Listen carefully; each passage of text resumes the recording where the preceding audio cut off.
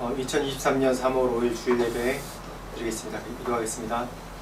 하나님 아버지, 오늘도 우리가 예배 공동체로 모일 수 있도록 은혜주셔서 감사합니다. 이 예배 가운데 함께 하시고 우리의 마음과 정성을 들여 드리는 예배 주님 받으시고 이 자리에 오셔서 우리 임하시고 찾아오셔서 은혜를 베풀어 주시옵소서. 성령의 충만한 임재로 함께하여 주옵소서. 예수 이름으로 기도합니다. 네. 찬양하겠습니다.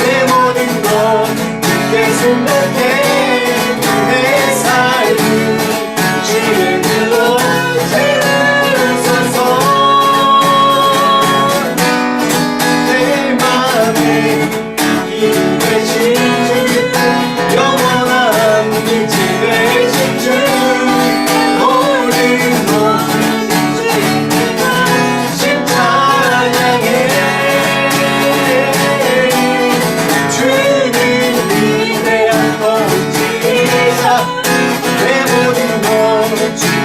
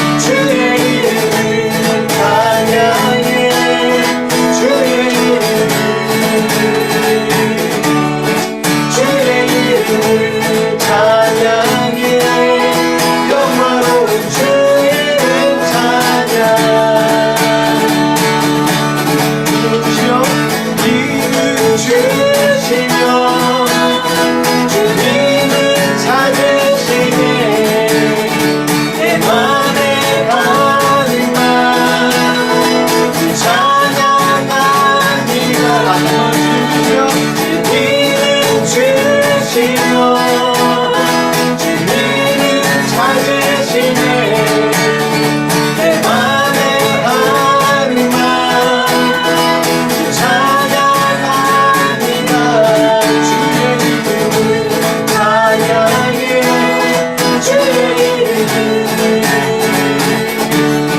주의 이름을 찬양해 영화로운 주의 이름 찬양 주의 이름 찬양해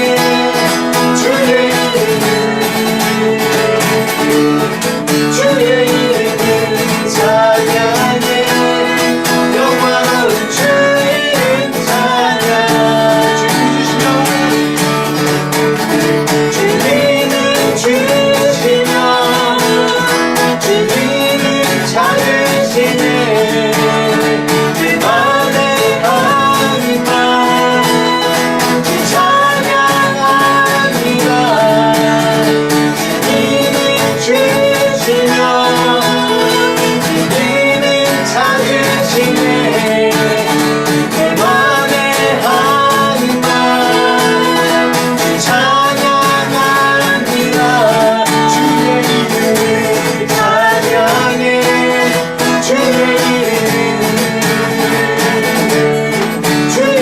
이름 찬양해 영화로운 주의 이름 찬양 한번 주의 이름 찬양해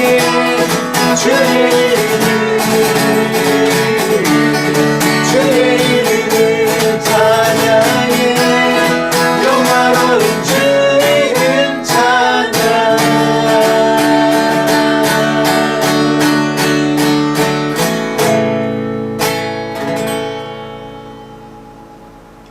모든 게 주님의 손에 있습니다. 주님은 주시기도 하시고 또 가져가기도 하시고 그렇지만 여전히 변치 않는 것은 주님은 항상 우리에게 가장 선한 것을 좋은 것을 주시는 주님이십니다.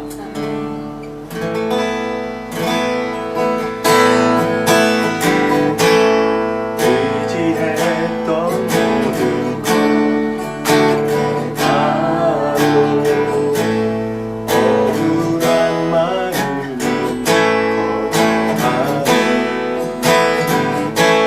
부끄럼 없이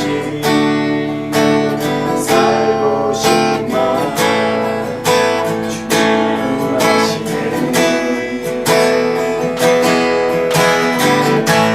너를 위해서는 견뎌내고 죄의 유혹을 다 의지하네 구원까지 영원한 의사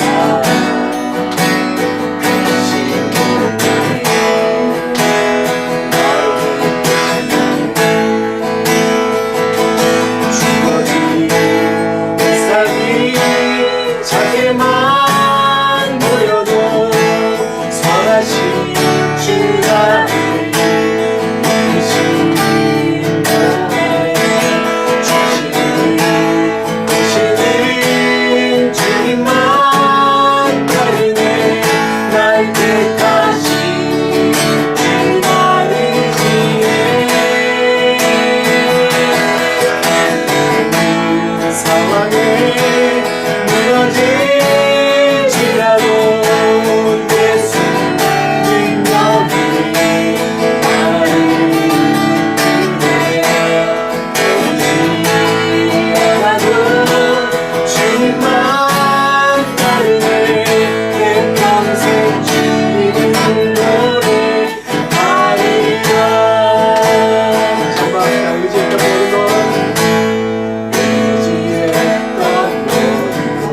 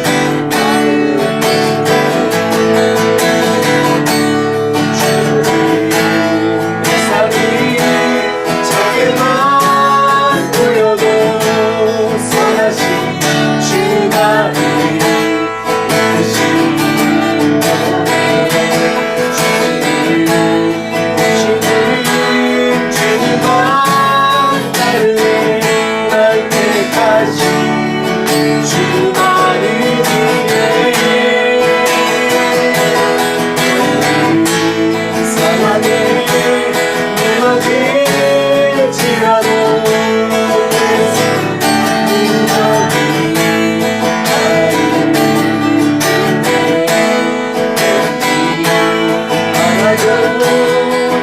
주님만 따르네 내 평생 주님을 노래하리라 주어진 내 삶이 작게만 보여도 소원하신 주가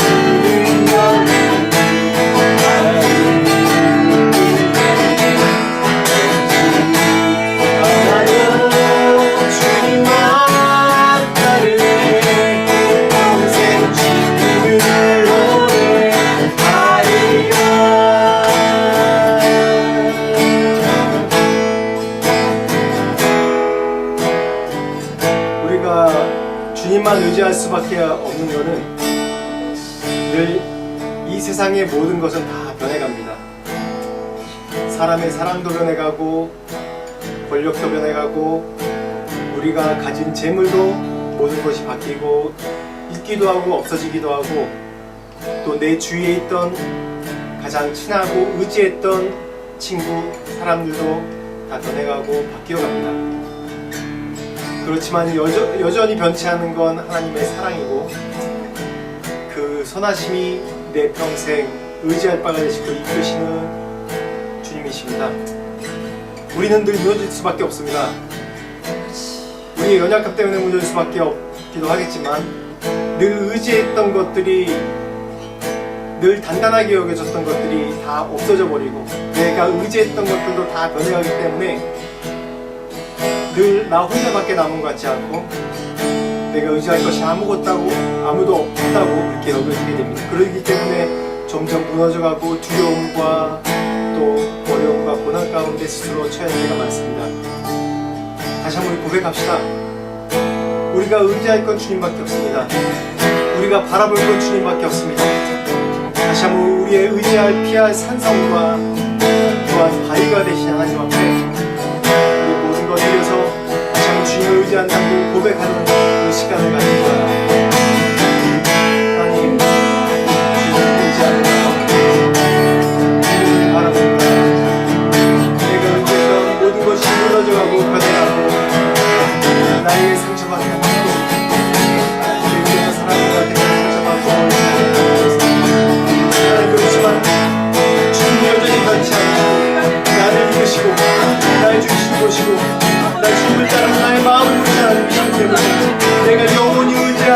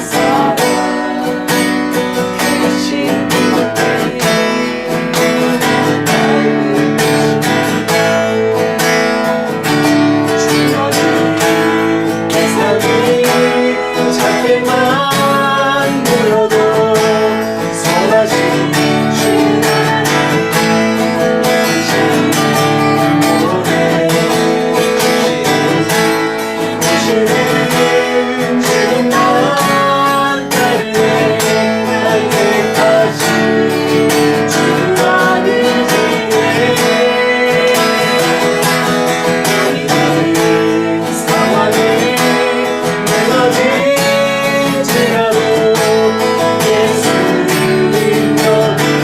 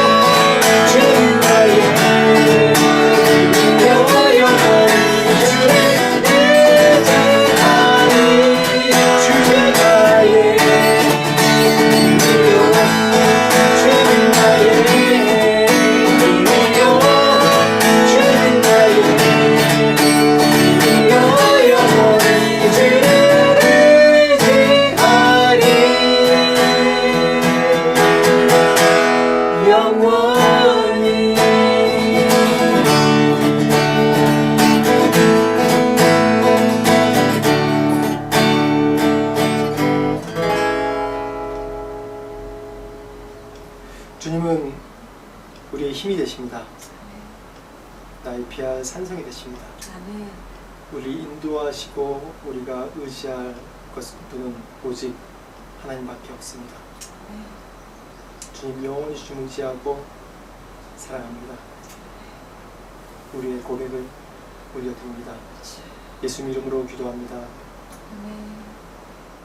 오늘 말씀 나누겠습니다. 말씀 로마서 4장 1절부터 10절인데 사실 4장 전체 1절부터 20절까지 오늘 말씀 나누겠습니다. 말씀 제목은 사랑하기 때문에. 같이 말씀 보겠습니다. 시작. 그런즉 육신으로 우리 조상인 아브라함이 무엇을 얻었다 하리요. 만일 아브라함이 행위로서 의롭다 하심을 받았으면 자랑할 것이 있으려니와 하나님 앞에서는 없느니라. 성경이 무엇을 말하느냐. 아브라함이 하나님을 믿음에 그것이 그에게 의로 여겨진 바 되었느니라. 일하는 자에게는 그 삭시 은혜로 여겨지지 아니하고 보수로 여겨지거니와 이를 아니할지라도 경건하지 아니한 자를 의롭다 하신 이를 믿는 자에게는 그의 믿음을 의로 여기시나니 일한 것이 없이 하나님께 의로 여기심을 받는 사람의 복에 대하여 다윗이 말한 바 불법이 사함을 받고 죄가 가려짐을 받는 사람들은 복이 있고 주께서 그 죄를 인정하지 아니하실 사람은 복이 있도다 함과 같으니라. 그런즉 이 복이 할례자에게냐 혹은 무할례자에게 또냐. 무릇 우리가 말하기를 아브라함에게는 그 믿음이 의로 여겨졌다 하노라. 그런즉 그것이 어떻게 여겨졌느냐. 할례시냐 무할례시냐. 할례시가 아니요 무할례시니라. 오늘 사도 바울이 오늘 이 말씀 이제 로마서 말씀을 전체로 보면 사도 바울의 이 성경을 보는 관점이 지금 현재에도 적용됩니다. 사도 바울은 오늘 이게 말씀 보면 성경이 무엇을 말하느냐라고 얘기를 하지 않습니까? 사도 바울은 이 말씀 자체를 정말 하나님이 실존해서 말씀하시는 것처럼 그런 이제 인칭 명사식으로 이렇게 썼습니다. 그래서 이 성경이 실제로 하나님의 그 임재하심이 존재한다는 그런 용법으로 썼죠. 그런 현재 용법으로 쓴 것입니다. 우리가 뭐 편지를 주고받을 때, 또 연애 편지를 주고받을 때도 이게 연애 편지라는 게 이게 읽다 보면 내가 감정이입이 되고 실제로 연인이 나에게 한 얘기처럼 그렇게 보죠. 지금 요즘은 카톡으로 해가지고 그게 옛날 같은 그런 매력이 좀 없는데, 아무튼 이 카톡을 하더라도 카톡은 실제로 즉석으로 왔다 갔다 하는 거니까 더 그런 감정을 느낄 수 있지만은 이제 옛날에는 손편지로 다 써서 보냈습니다. 보내면 그거 딱 받아보면 이게 며칠 전에 쓴 건데 실제로 지금 나에게 감정이입돼서 실제로 나에게 얘기하는 것 같아요. 그렇게 성경을 이 사도 바울은 정말 실존하는 하나님이 실제로 여기서 임재해서 우리에게 실제로 말씀하시는 그런 용법으로 그렇게 써진 것을 볼 수 있습니다. 오늘 그래서 이 말씀 4장 말씀 전체를 보는데 4장 말씀 보면 1장 말씀을 간단하게 요약해보면 1장에는 하나님이 이방인들의 죄악에 대해서 쭉 얘기합니다. 그리고 어떠한 죄악이 있는지 어떠한 죄악으로 율법을 범했는지 쭉 얘기하죠. 그리고 2장은 뭐냐면 1장의 초점은 이방인들에게 맞춰져 있죠. 2장 초점은 뭐냐면 그 유대인들에게 맞춰져 있습니다. 하나님을 믿는다고 하지만 어떠한 죄에 빠져 있는지, 또한 어떠한 잘못된 전통을 따르고 있는지에 대해서 계속 2장에는 고발하는 내용이 나옵니다. 3장에는 어떤 내용이냐면 의인은 없나니 하나도 없다. 그러니까 1장의 이방인에 대해서 얘기하고 2장의 유대인들에 대해서 얘기하면 모든 인간들에 대해서 얘기하는 거죠. 그래서 3장에는 결론은 의인은 없나니 하나도 없다라고 이야기하는 내용이 나옵니다. 1장에 3장까지 그렇게 얘기했다면 4장에는 이 내용을 아브라함을 통해서 아브라함이 왜냐하면 이 믿음의 조상이라고 우리가 성경에 말하지 않습니까? 아브라함의 믿음으로부터 시작해서 이스라엘 나라가 지금까지 그 믿음의 그 본을 따라서 우리가 그 믿음이라고 얘기하는 것이죠. 그래서 아브라함을 통해서 믿음이라는 것이 어떤 것인지 실제적으로 그때 당시 성경을 따르고 예수님을 따르는 사람들에게 그 전하는 내용들입니다. 로마서 1장 얘기할 때 쭉 얘기한 것처럼 로마에는 이 두 부류가 있었습니다. 강력한 두 부류가 있었어요. 그때 당시에는 이제 헬라, 그러니까 이방인의 이방인으로서 크리스찬들이 더 세력이 강했어요.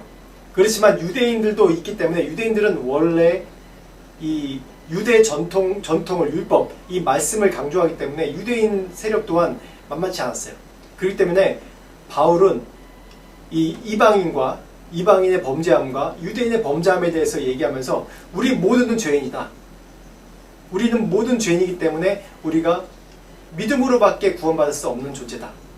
너나 나나 유대인의 전통을 얘기하고 또 너희들은 그 전통을 따르는 그런 믿음 없는 사람이다. 그렇게 비난할 것이 아니라 정말 우리가 모두가 죄인이고 의인 없나니 하나도 없다.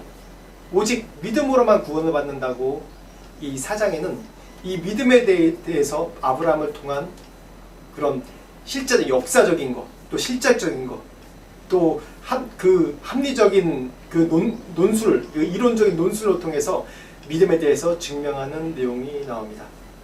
그래서 아브라함의 그런 믿음이 어떻게 지금 이 시대까지 우리에게 반영되는지에 대해서 굉장히 이 논술적으로 얘기하고 있는 것입니다. 논증하고 있는 것입니다. 그렇다면 이제 다시 1절부터 3절까지 좀 자세하게 좀 보겠습니다. 1절부터 3절까지 읽겠습니다. 그런즉 육신으로 우리 조상인 아브라함이 무엇을 얻었다 하리요. 만일 아브라함이 행위로서 의롭다 하심을 받았으면 잘할 것이 있으려니와 하나님 앞에는 없느니라. 성경이 무엇을 말하느냐? 아브라함이 하나님의 믿음에 그것이 그에게 의로 여겨진 바. 여기서 뭐라고 얘기하고 있습니까? 아브라함이 2절 말씀에 행위로서 의롭다 하심을 받았으면 어떻게 해요? 잘할 것이 있다고 얘기하죠. 즉 아브라함은 행위로서 의롭다 하심을 받지 않았다라고 얘기하는 겁니다. 제가 지난주에도 말씀 나눌 때 얘기했지만 인간은 항상 자기의 뭔가 노력이 들어가야지 거기에 만족하고 내 손으로 뭔가 해야지 내가 뭘 이루었구나 했구나라는 그런 자기 위안을 받습니다. 뭔가 이게 보상의식 때문에도 있고 근데 이런 인간의 본성의 잘못된 본성의 예가 온 세계 종교에 다 그대로 드러나 있습니다. 불교는 우리가 잘 알듯이 우리 이제 한국 문화권이니까 불교는 참선하고 명상하고 그러면서 평화에 이르는 그런 것이죠. 그래서 불교에서 굉장히 불교에서 선망의 대상, 뭔가 표준이 되는 기준이 되는 사람은 어떤 사람이냐면 고승, 명상을 오래 하고 그런 사람이 성처 스님이나 그런 사람이 굉장히 존경을 받지 않습니까? 뭔가 하나의 모델이라고 생각하고. 그래서 불교에 보면 뭔가 이게 명상을 하면 뭐라고 얘기하냐면 이 잠자는 상태는 아닌데 꿈꾸는 잠자는 상태 아닌데 모든 감각이 육신의 감각, 생각이 조용해지고 그런 조용해지는 가운데 빠져서 자기 자신을 바라본다고 얘기해요. 요즘에 많이 얘기하듯이 이제 유체이탈 화법, 그러니까 유체이탈이라는 얘기가 영혼이 육신에서 빠져나간다는 얘기예요. 기독교에서는 입신 그럼 기도하다가 기절해 있는데 지금 그런 거 잘 얘기 안 하지만 옛날 80년대 90년대 열심히 기도하다가 성령 충만해지면 기도하다가 그냥 그 자리에서 유체 이탈이 되는 거예요. 그래서 입신 죽음의 상태까지 이제 경험해보고 왔다는 그런 간증도 예전에 많이 나옵니다. 지금도 그런 간증이 있고요. 그렇듯이 그런 지경에 빠져서 10년, 20년 그렇게 명상을 하는 게 그게 바로 고승이고 또 자아성찰, 자기를 발견한다. 이런 게 불교예요. 자기 노력이 들어가죠. 그 명상을 하면 얼마나 힘드니까. 우리가 묵상할 때 사실 1분, 5분도 아무 얘기 안 하고 가만히 묵상하기도 너무 힘든데요.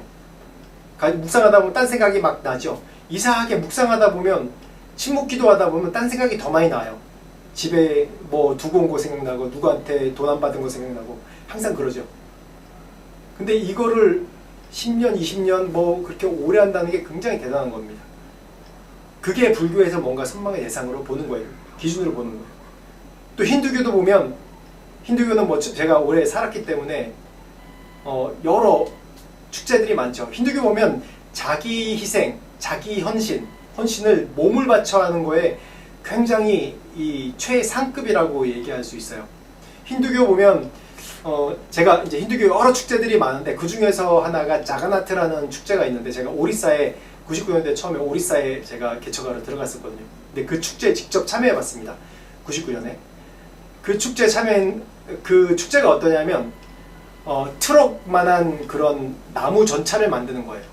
나무 전차에 한 높이 4층 정도 높이에 탑 같은 걸 나무로 쭉 세우는데 3개를 세웁니다. 그 하나하나 신의 그 형상이에요. 그래서 거의 거리가 한 1.5km, 2km 되는 사원을 가는 거예요. 왔다가 가는 거예요. 근데 그걸 끌기 위해서 이제 그 배에서 쓰는 큰 이제 동아줄 같은 게 한 4-5가락 쭉 늘어뜨리면서 그거를 끄는 겁니다. 그걸 그 지점까지 끄는데 그 줄을 잡으려고 그게 홀리 로프라고 그래요. 거룩한 줄이라고 얘기해서 그 줄을 잡고 끄는 게 그들의 희생이고 헌신이라고 생각해요. 그래서 지금은 옛날에 제가 99년 갈 때까지만 해도 실제로 매년마다 이제 그 전차 바퀴가 사람 키만 하거든요. 전차에 몸을 던져서 자기를 희생한다고 죽는 사람들도 계속 있었다고 합니다. 그래서 그 못 들어가게 하려고 지금은 줄을 사방 한 2m, 3m 전에 줄을 쳐서 사람들 못 들어오게 해요. 줄만 끌게 하고. 근데 굉장히 위험해 보이더라고요.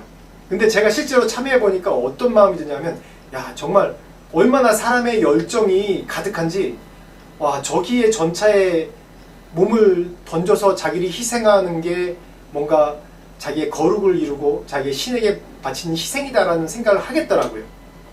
그만큼 사람의 열심과 희생이 큰 게 또 힌두교입니다.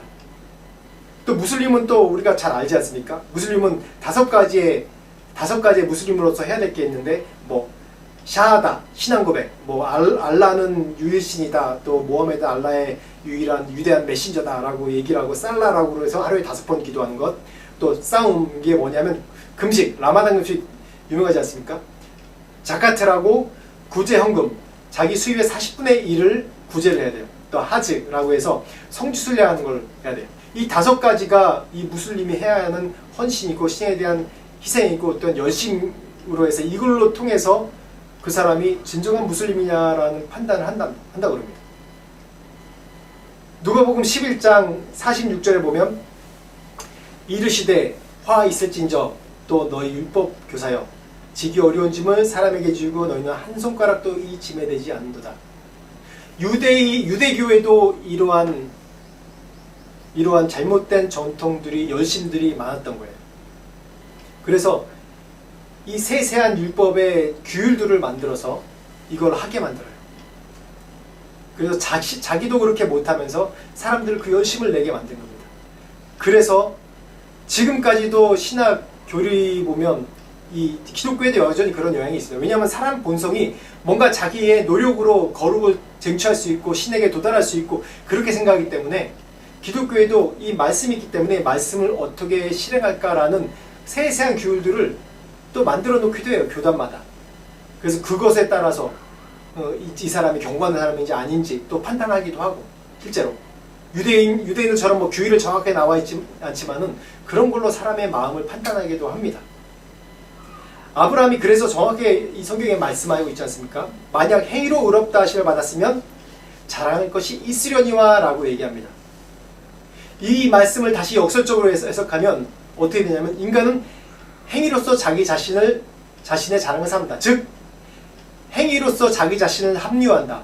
다시 말하면 인간은 행위로서 자기 자랑을 삼으면 안 된다는 얘기예요. 우리의 본성이 내가 무엇을 행함으로써 자기가 자랑으로 삼으려는 그런 본성, 악한 본성이기 때문에 성경은 분명히 말합니다. 행위로서 자랑을 삼지 마. 행위를 죽여라. 너의 행위로서 하나님께 도달할 수 없다. 그렇게 계속 말하는 겁니다. 그래서 이 종교개혁이 그래서 일어나는 거 아닙니까? 이 웨스턴, 유럽 나라들이 이제 중세, 이제 카톨릭이 계속 시작하면서 이 역사가 다 기독교의 역사죠.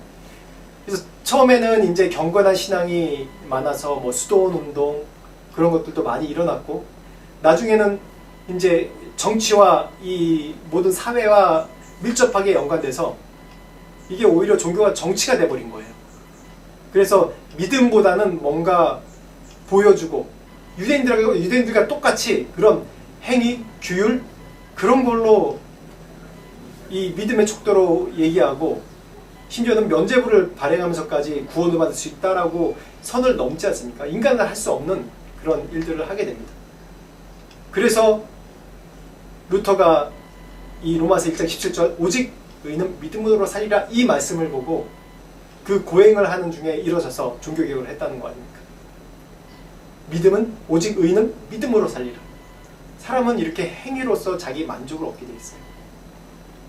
우리도 그런 게 있지 않나 한번 살펴봐야 됩니다. 6절부터 8절까지 한번 보겠습니다. 6절부터 8절. 일한 것이 없이 하나님께 의로 여기심을 받은 사람의 복에 대하여 다시 말한 바, 불법이 사함을 받고 죄가 가려짐을 받는 사람들은 복이 있고 주께서 그 죄를 인정하지 아니하실 사람은 복이 있도다 함과 같으니라. 할례에 대해서 나옵니다. 유대인, 제가 예전에 설교할 때 유대인들의 세 가지 자랑하는 것 중에서 하나가 선민이 있고 할례가 있다고 그래요. 할례. 그리고 율법이 있다고 얘기했죠. 세 가지 자랑하는 것. 할례가 왜 그러냐면 아브라함의 이삭으로부터 할례가 시작됐죠. 아브라함이 사실 할례 받음으로써 의롭다 하심을 받은 사람이 아니었습니다. 믿음으로 의롭다 받은 사람이죠. 아브라함이 이제 하나님이 아브라함에게 찾아와서 그랬죠. 너의 씨를 통해서 온 열방의 축복을 받고 하늘의 별과 같이 바다의 모래와 같이 많은 자손을 너에게 주리라 하는 축복의 약속을 받습니다. 그렇지만 아브라함이 이 약속을 믿었지만은 그의 행동은 어떻게 했죠? 그냥 계속 기다리는데 뭔가 없으니까 사라가 우리가 하나님의 약속을 언약을 이루어야 되지 않습니까? 그래서 자기 몸종인 하갈을 들여보냅니다. 그래서 하갈을 통해서 이스마엘을 낳아요.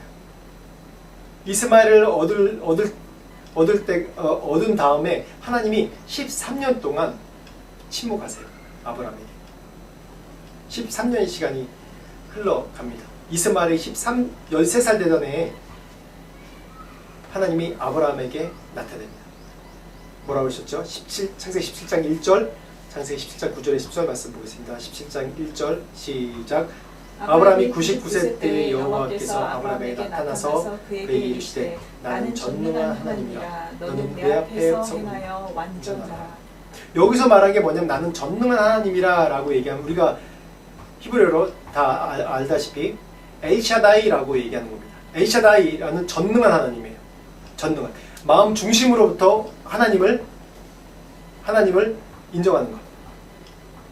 전능한 하나님. 내가 전능한 하나님이 엘샤다이라고 얘기하는 게 내가 전능한 하나님이다 라고 얘기하는 게 내가 아브라함아 그동안 많이 기다렸지 전능한 하나님 이렇게 얘기하는 겁니까? 아니죠. 13년간 침묵하셨어요. 하나님이 분명히 아브라함에게 너의 씨를 통해서 내가 자손 주리라 라고 얘기했는데 아브라함은 기다리지 않았어요.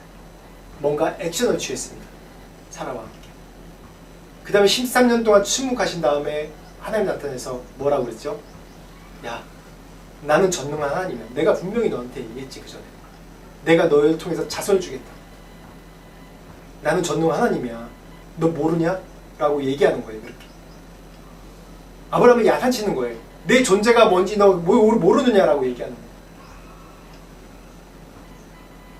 그래서 엘샤다이, 나는 너의 엘샤다이 하나님이다 라고 얘기하는 겁니다. 그랬을 때 하나님이 아브라함의 믿음이 어떠함과 상관없이 다시 한번 축복합니다.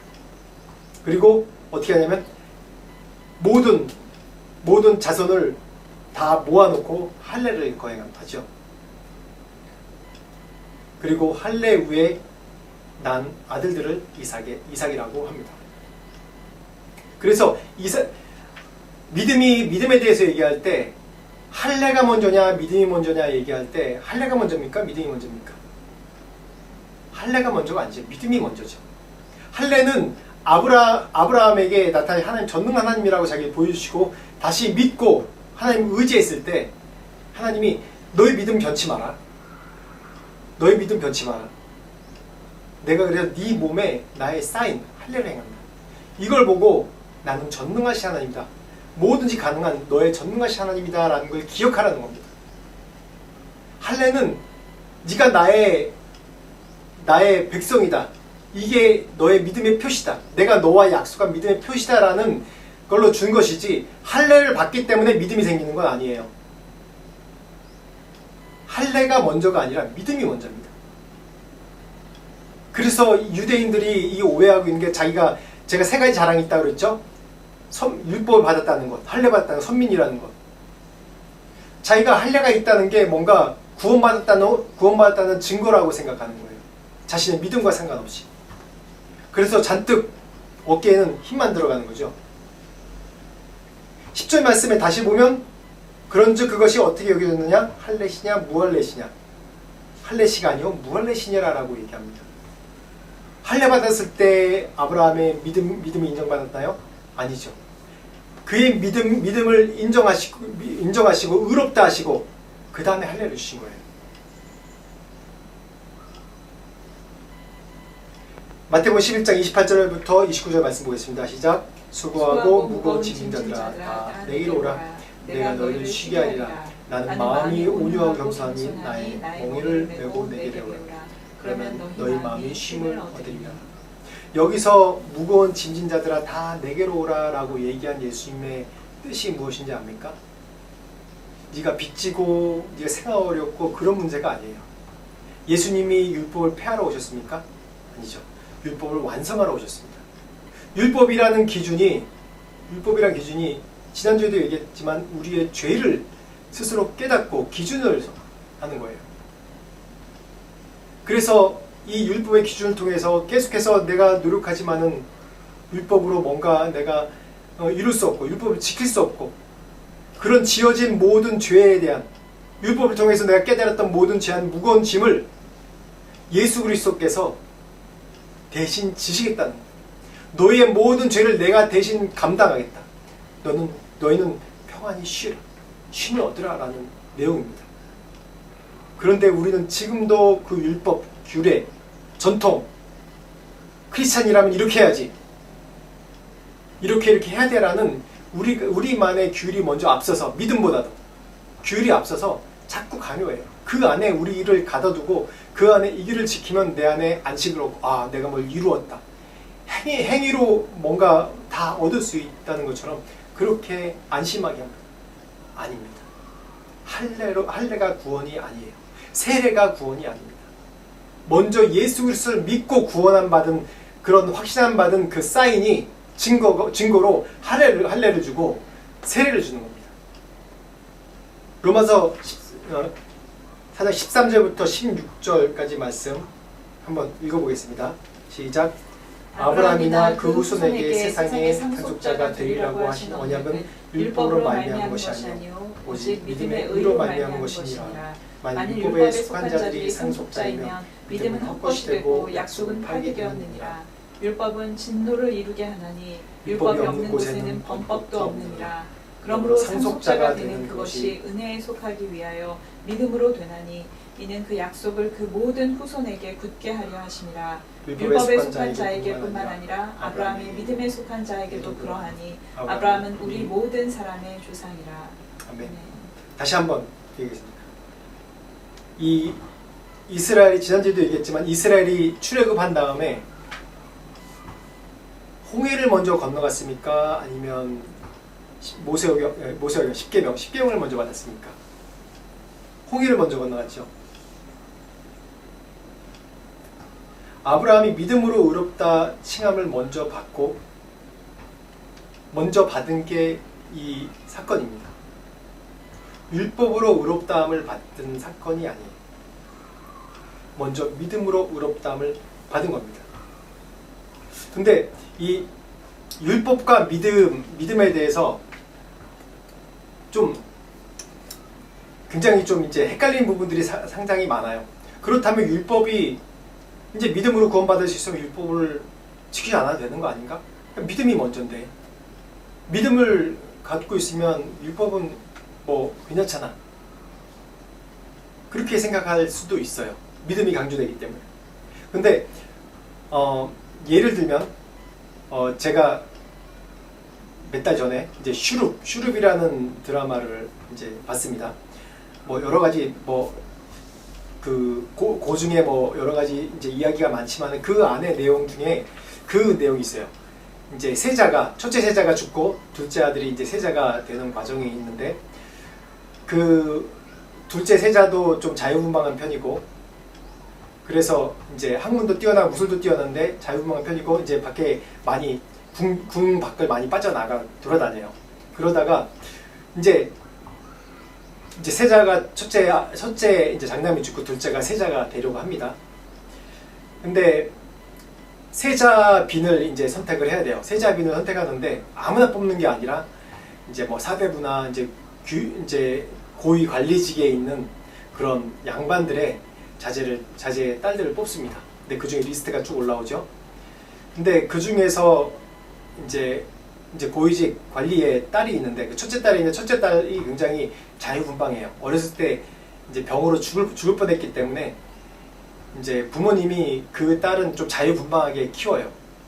그래서 여기저기 돌아다니기도 하고 그 옛날 이제 그 드라마기 때문에 여러 가지 뭐 일들을 많이 만듭니다. 그래서 우연찮게 그 둘째 이제 세자가 될 그 둘째 왕의 둘째 아들을 이제 밖에서 만나서 뭐 연인아인데 그 서로 좀 흠모하는 관계가 됐어요. 나중에 이제 세자빈을 선택하려고 둘째가 이제 세자가 되고 세자빈을 선택하려는 과정이 있습니다. 근데 양반들은 다 알아요. 이 궁에서 세자빈이 되기 위해서 또 왕비가 되는 그런 수업이잖아요. 그걸 하기 위해서 얼마나 이 법도가 많은지 그걸 지켜야 될 그건 따르는 진행할 프로세스가 너무 많은지 양반들은 알아요. 그래서 그 과정이 너무 힘들어요. 근데 평생 자유분방하게 자라던 이 첫째 딸이 당연히 세자빈으로 되기 싫어하죠. 그런데 나중에 알고 보니까 그 세자가 자기가 흠모하던 밖에서 우연찮게 만나서 서로 흠모하던 그런 남자였어요. 그래서 이 자유분방하던 이 아가씨가 세자빈 되기 위해서 신청을 합니다. 그게 됐어요. 돼서 어떻게 하냐면 이 자유분방에서 뭘 잘 모르잖아요. 근데 그 과정을 힘든 이 세자빈이 되기 위한 왕비가 되기 위한 왕궁의 법도들을 하나하나 수업해 나갑니다. 왜? 이 세자를 만나기 위해서. 그래서 수업해 가면서 이걸 다 통과해요. 통과하고 이 법도를 하나하나 다 지킵니다. 근데 이 법도가 너무 중요한 게 뭐냐면 왕궁에서 특히 왕뿐만 아니라 왕실에 있는 누구든지 이 법도를 어기면 그냥 출궁될 수도 있고 폐비가 될 수 있고 폐위가 될 수 있는 거예요. 다. 지위가 폐위가 되고 내쫓기는 그래서 유배당하는 그런 일까지 많이 있는 거예요. 그렇기 때문에 이 법도를 지키는 게 굉장히 중요한데 그래서 이 궁궐로 가는 게 당연히 권력을 얻기 때문에 좋지만은 이걸 너무 힘들어하는 거예요. 근데 이 자유분방한 이 아가씨가 이 법도 수업을 다 통과하고 이 법도를 지키면 하는 거예요. 왜요? 세자를 만나기 위해서. 그 세자를 만납니다. 이 훈련을 다 끝나고. 그래서 서로 놀래죠. 그래서 너무 사랑하는 사랑해서 계속 살았다고 합니다. 근데 이게 제가 왜 이 얘기를 하냐면 이 법도는 바로 율법이에요. 이 법도를 그 전에 몰랐을 때 지키기 위해서 하려면 너무 힘들어요. 감히 감히 상상도 못해. 이걸 지킬 수 없어요, 우리가. 근데 이 법도를 왜 지킵니까? 내가 예수 그리스도를 사랑하기 때문에. 이제 이 율법의 법도가 이 죄악을 판단하는 기준이 아니라 내가 예수님을 만나는, 예수님과 더 친밀하게 되는 거룩으로 들어가는 그런 길인 거예요. 하나의 방법인 거예요. 그래서 이제는 이 법도를 내가 사랑하는 마음, 율법을, 이 성경 말씀을 내가 사랑하는 마음으로 묵상하고 지키고, 물론 실패할 때가 많지만은 계속 지켜나가는 그런 것들이 바로 내가 예수 그리스도를 만난 이후, 율법을 완성하신 예수 그리스도 이후에 바뀌는 것이에요. 율법에 대해서 우리에게 다가오는 게. 제가 요즘에 이제 사역을 준비하면서 인도에서 있을 때, 젊었을 때 사역했을 때의 일들을 쭉 생각합니다. 참 위험하고 위태할 경우가 되게 많았어요. 사실 안전한 나라가 아니기 때문에 가족적으로도 그렇고 제 개인적으로 그렇고 너무 위태위태하게 사역을 너무 많이 했던 거예요. 너무 힘들었던 일들이 너무 많은 거예요. 지금에서 기억해보면. 근데 내가 왜 그런 일을 했을까? 내가 뭐 때문에 편하게 한국에서, 편하다고 얘기하면 안 되지만 한국에서 그런 위험 감수를 줄이고 그냥 사역에만 집중하러 한국에서 그냥 교회 개척하고 목사했으면 될걸.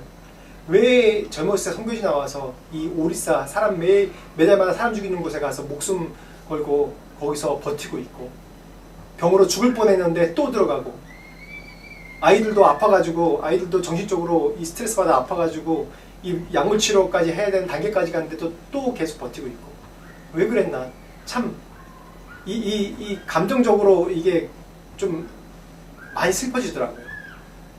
근데 그 이유가 딱 하나 있었죠. 다른 건 몰랐어요.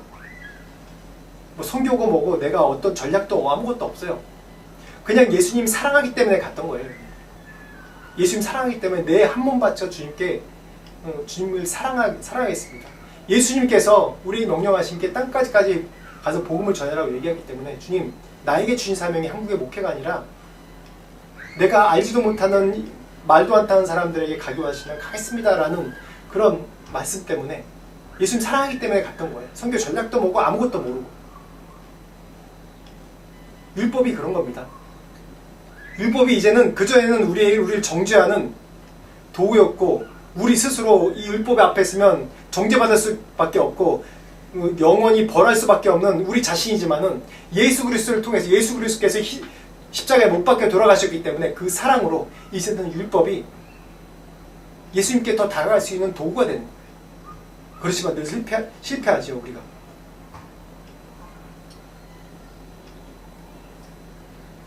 (18절부터 22절까지) 말씀 보겠습니다. 시작. 아브라함이 바랄 수 없는 중에 바라고 믿었으니 이는 내 후손이 이같이 하신 말씀대로 많은 민족의 조상이 되려 하십니다.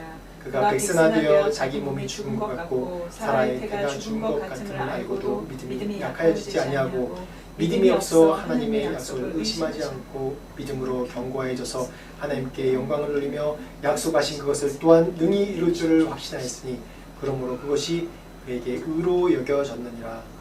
아멘.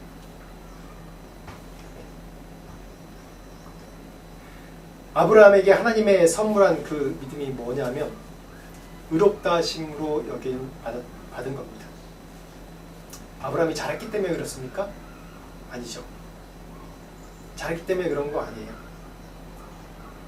아브라함이 늘 실수하고 넘어지지만은 아브라함이 그래도 하나님 앞에 나오기 때문에